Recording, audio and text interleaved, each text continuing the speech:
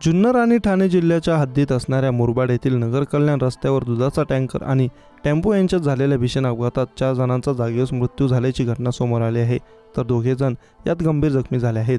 अक्षय शांताराम दिघे वय वर्ष 33 आणि तेजल अक्षय दिघे वय वर्ष 26 तसेच टँकर चालक दत्तात्रय किसन वामन हे जागेवर ठार झाले, तर शकील अमजद शेख या टेम्पो चालकाचा उपचारादरम्यान मृत्यू झाला आहे.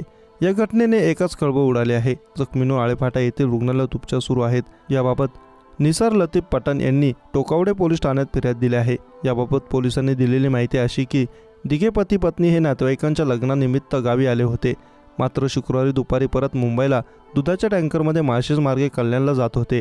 त्यावेळी कल्याण बाजूकडून जुन्नर बाजूला येत असलेल्या मालवाहू 407 टेम्पोची नगर कल्याण महामार्गावर आवळ्याच्या वाडी येथे समोरासमोर धडक झाली. समोरासमोर झालेली धडक एवढी भीषण होती की दुधाच्या टँकरची टाकी तुटून बाजूला पडली, तसेच समोरच्या टेम्पोचे देखील मोठे नुकसान झाले. यात बसलेले दिघे दाम्पत्य जागीच ठार झाले, तसेच दुधाच्या टँकर चालकाचा देखील जागेवर मृत्यू झाला.